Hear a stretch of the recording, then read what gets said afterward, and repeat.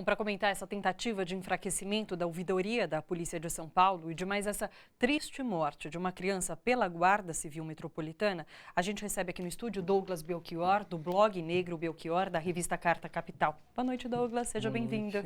Obrigado. Douglas, dessa vez foi a GCM que é ligada à prefeitura, mas essa forma de agir violenta, truculenta, ela tem tudo a ver também com a forma de agir da Polícia Militar, certo?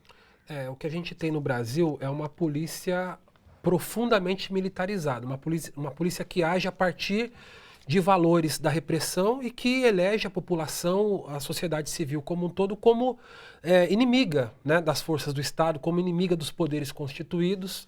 A Ariel fez ali a sua análise fazendo uma descrição da cena, quer dizer, o que a gente tem de maneira recorrente, né? Nós estamos cansados de vir aqui comentar casos de abuso policial, casos em que a polícia age de maneira desordenada, cometendo abuso de poder, uso desproporcional da força, quando atira sem antes verificar. E mesmo que se verifique a presença de possíveis criminosos, uma coisa que tem que ficar explícita e deve ser repetida o tempo todo: no Brasil não há pena de morte, né? O servidor público que tem como sua atribuição cuidar da sociedade e da segurança pública não tem o poder da vida de ninguém nas suas mãos. Ele não pode atirar sequer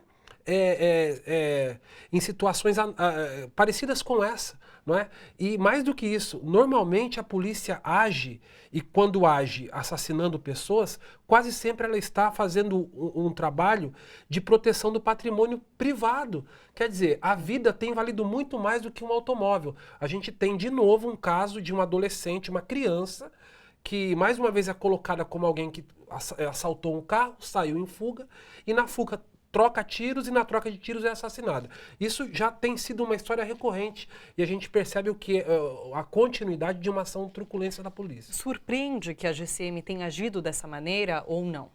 Olha, a GCM ganha poder de polícia em 2014, inclusive por uma ação do governo federal da época, da presidenta Dilma, muito criticada pelos movimentos sociais, pelos movimentos de direitos humanos.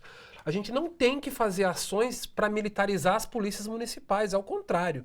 Nós temos que demonstrar nas gestões municipais que é possível uma polícia comunitária, uma polícia que construa relações e raízes na comunidade, e não que haja como a polícia, porque inclusive quando você oferece poder de polícia militar e condição de uso de armas, de armas letais à polícia municipal, você coloca ela inclusive numa condição de disputa para ver qual é a mais eficiente. E nesse caso, a eficiência cobrada é a eficiência da truculência, da repressão, ou seja, da morte, que é o que quase sempre resulta. Eu vejo uma pauta que volta a ganhar força nesse momento, os movimentos sociais falando muito sobre desmilitarização. Então, do Polícia Militar, do Guarda Civil. É importante essa desmilitarização? Nós precisamos perceber que há uma política militarizada no Brasil. A segurança pública no Brasil parte do pressuposto de que a população pobre e moradora de periferia são os primeiros alvos a serem combatidos.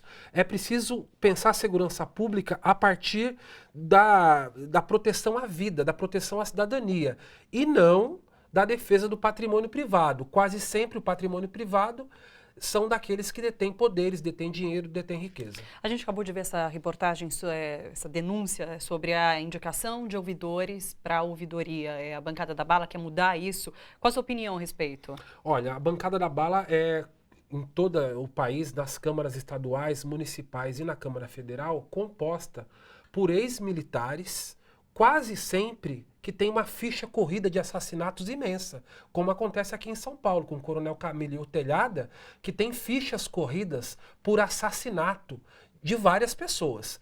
Então, quando eles sugerem o fim da ouvidoria, eles querem que os seus iguais, que cometem crimes como o que eles cometeram, fiquem isentos de apuração. A gente não pode permitir uma polícia que pode matar e que pode agir fora da lei. Ao contrário, a polícia é aquela que tem que dar o exemplo, né, e não agir fora da lei. Então, o fim, como bem disse o atual ouvidor, é o começo do fim de qualquer ideia de democracia. A ouvidoria é uma conquista. Inclusive, ela foi forjada, constituída em 95, inclusive ainda no bojo do massacre do Carandiru. Quer dizer, o Estado ele não pode ter permissão para assassinar em quaisquer circunstâncias. Sim. Se a gente cobra uma sociedade, da sociedade, que as pessoas não se matem, que as pessoas defendam os direitos humanos, o Estado tem que ser o primeiro promotor de direitos humanos e não o primeiro violador dos direitos humanos, que é o que acontece especialmente no caso da polícia. Né? Sim.